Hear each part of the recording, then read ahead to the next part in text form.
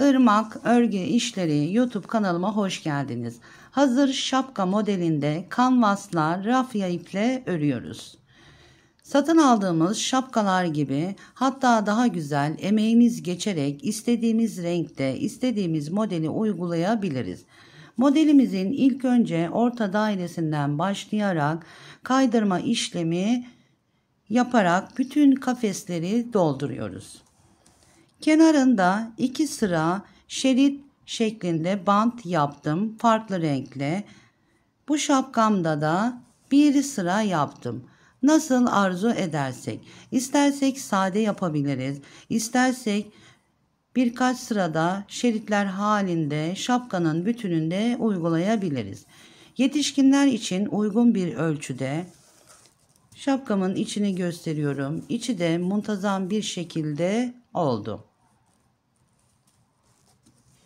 Modelimiz için 200 gram ip kullanıyorum. Yapımına başlayalım. Öncelikle modelimizin ortadaki yuvarlağı kapatacağız. Yuvarlağın üstündeki herhangi bir boşluktan tığımı içeriye alıyorum. İpimi de şapkanın içerisinden elimle tutuyorum. Tığımın yardımıyla üst noktaya çıkarttım. Daireyi kapatacağız. Tam karşısına gelecek boşluktan tığımı içeriye alıyorum. Elimle tığın ucuna ipimi yerleştiriyorum ve yüzeye çıkartıyorum. Çaprazındaki boşluktan ilmeğimi yükseltiyorum. Boşluktan ipimi alıyorum. Elimle döndürüyorum ve kaydırıyorum. İlmeğimi yükseltiyorum. Çaprazındaki boşluktan ipimi alıyorum. Elimin yardımıyla içeriden döndürerek kaydırıyorum. Ortadaki daireyi kapatacağız. İlmeğimi yükseltiyorum. Çaprazına gelen boşluktan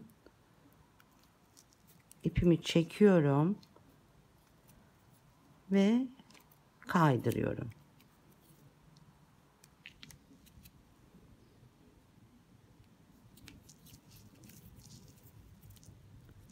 Onun karşısına gelecek çaprazdan çaprazlama örerek kaydırma işlemi yapıyoruz. İlmeğimi yükseltiyorum.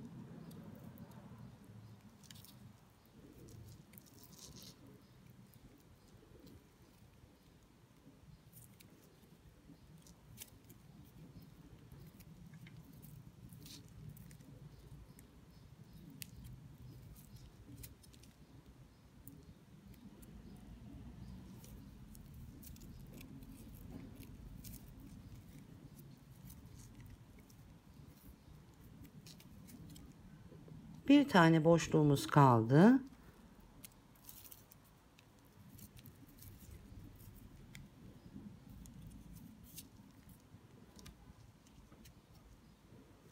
Ortadaki dairenin üstünü kapattık. Sonrasında tekrar bir daire oluşuyor. Bu dairenin içerisindeki boşlukları dolduracağız. İlmeğimin olduğu boşluğun yanındaki boşluktan tığımı içeriye alıyorum. Elimi de şapkanın içerisinden ipimi tutarak yüzeye çıkartıyorum ve kaydırıyorum. İlmeğimi hafif yükseltiyorum. Bir boşluk atlıyorum. İkinci boşluktan ipimi çekiyorum ve kaydırıyorum. Aslında zincir çekiyoruz. Bakın ipimin olduğu kafes boşluğu, bir tane atlıyorum. Yanındaki boşluktan ipimi çekiyorum. Kaydırıyorum. Bir boşluk atlıyorum. Yanındaki boşluktan elimle de çevirerek kaydırıyorum.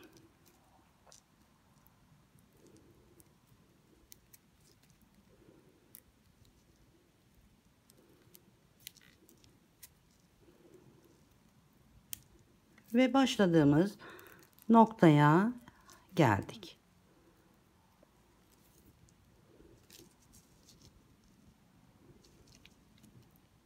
Birer boşluk atlayarak başlangıç noktasına geldik. Yanındaki boşluktan ipimi alıyorum, kaydırıyorum. Burada her boşluğa batırıyoruz. İpimi çekiyorum, kaydırıyorum. İlmeğimizi biraz yüksek tutuyoruz. Elimizin yardımıyla çevirerek boşlukları dolduruyoruz.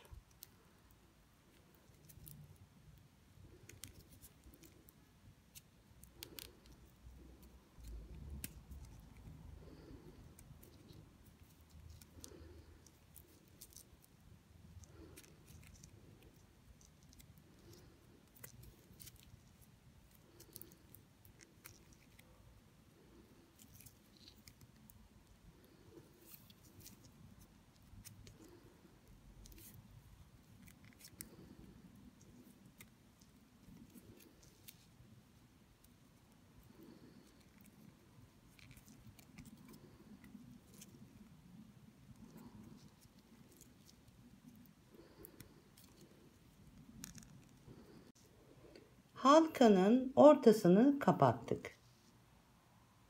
Şimdi kenardaki daireyi kapatacağız. İç kısmından gösteriyorum. Bakın boşluk doldu.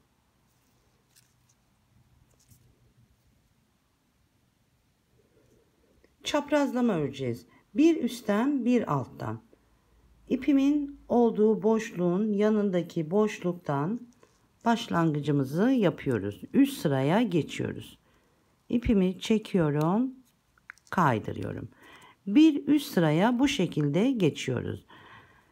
Altındaki hemen bakın ördüğümüz boşluktan çaprazlama, ipimi çekiyorum. Elimle çevirerek kaydırıyorum. Üstteki boşluktan ipimi çekiyorum. Kaydırıyorum.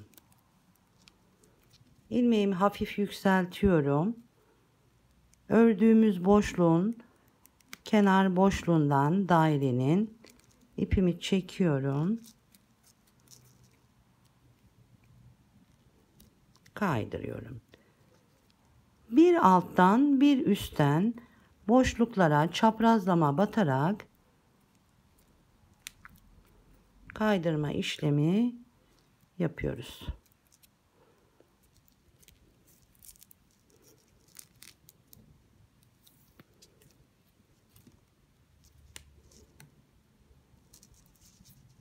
Bakın dairemiz kapanıyor.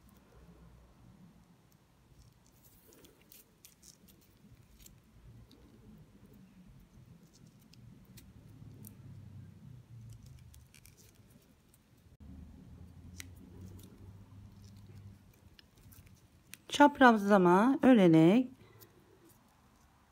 dairemizi kapattık. Son boşluğa geliyorum. Kaydırıyorum. Başladığımız nokta bir üst sıraya da çıkmış olduk. Dairemiz kapandı. Burada yaptığımız işlemin aynısını burada da yapıyoruz. İster birer sıra atlayarak yapalım, ister her bir boşluğa batarak dolduruyoruz. Buradaki amacımız bütün boşlukları doldurmak.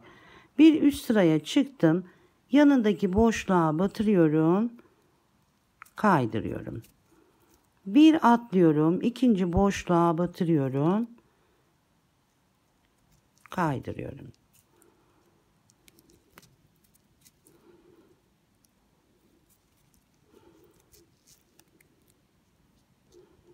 Elimizin yardımıyla da çevirerek yapıyoruz. İkinci daire boşluğumuzu da doldurdum. Burada başladığımız yer önemli değil. Önemli olan boşluk bırakmamak. Yanındaki boşluğa batırıyorum. Kaydırıyorum. Son boşluğa da batırıp kaydırıyorum. Bir üst sıraya çıkıyorum. Çaprazından batırıyorum. Burada daireleri kapatacağız. Kenar daireleri. Üst sıraya çıktım. Alttaki çapraz boşluğuna batırıyorum. İpimi çekiyorum. Elimle döndürerek kaydırıyorum. Çapraz üstteki boşluğa batırıyorum. Kaydırıyorum.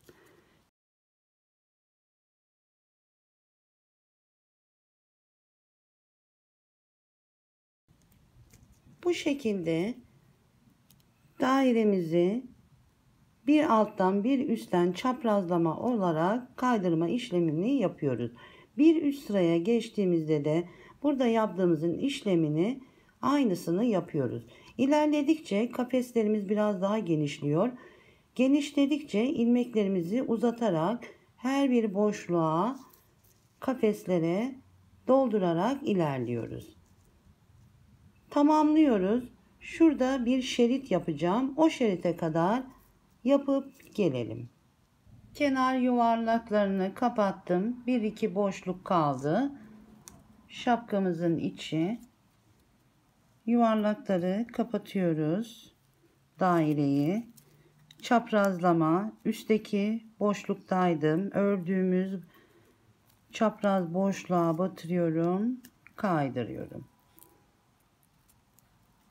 Yanındaki boşluğa batırıyorum. Kaydırıyorum. Boşluk varsa boşlukları doldurana kadar geliyoruz. Son boşluğa da batırıyorum. Kaydırıyorum. Üst sıraya geçiyorum. Çapraz boşluktan öbür renkteki ipimi alıyorum. İlmeğin içerisinden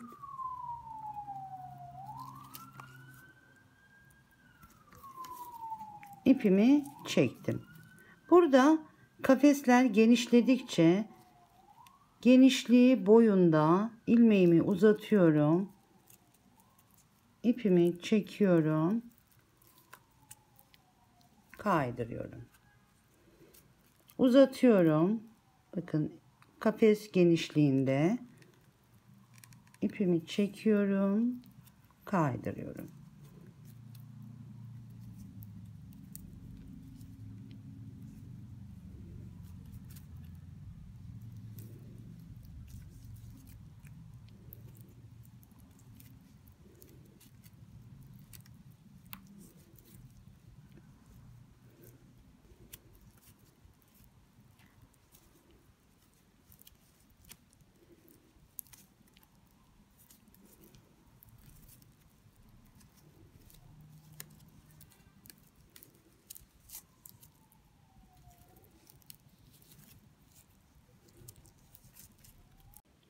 Modelimizin etek kısmında her sırada üçer sıra yapıp dördüncü sırada daireyi kapatıyorum.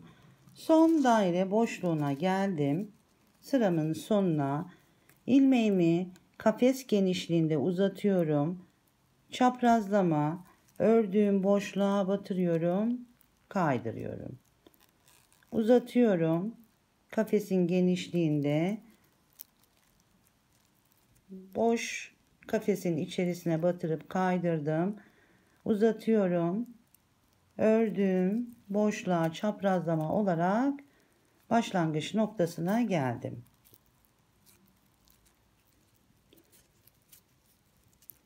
İlmeğimi uzatıyorum.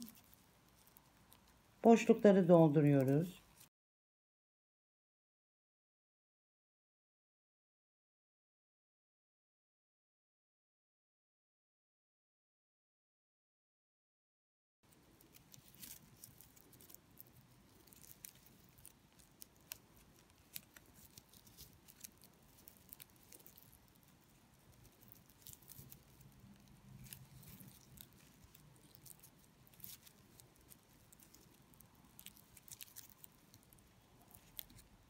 Sıramızdaki boşlukları doldurduk. Son boşluğa ilmeğimi uzatıyorum.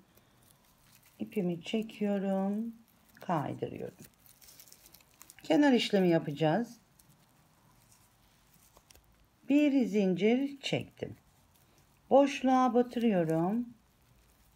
Tığımda 2 tane ilmek var. İkisini birden çekip sık iğne yapıyorum. Boşluğa batırıyorum. Bir sık iğne. 3 sık iğne yaptım. Zincirle beraber 4 sık iğne. Şurada böyle boşluk oluyor. Ördükçe o kapanacak. Bakın. Yanındaki boşluğa batırıyorum. 1 2 4 sık iğne yapıyorum. Siz 5 6 boşlukları dolduracağımız şekilde sık iğne yapabiliriz. Bakın örünce kapanıyor. Sıramızı tamamlayalım.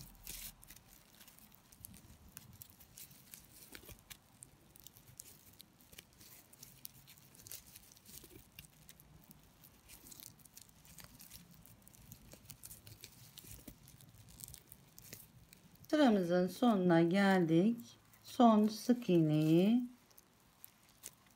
yapıyorum. Yeteri uzunlukta burada ipimi kesiyorum.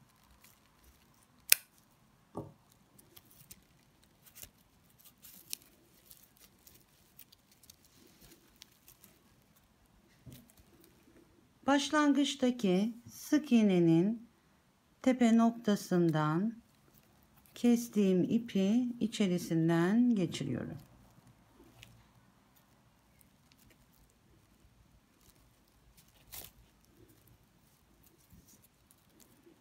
Bitirdiğimiz son sık iğnenin tek kanadından ipimi geri alıyorum ve içerisinden geçirip sıklaştırıyorum. Buradan da iç kısmından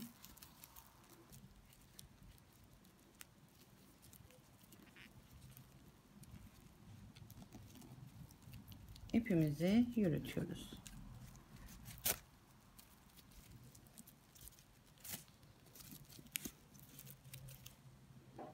Şapkamız bitti. Çok güzel, keyifli bir çalışma oldu.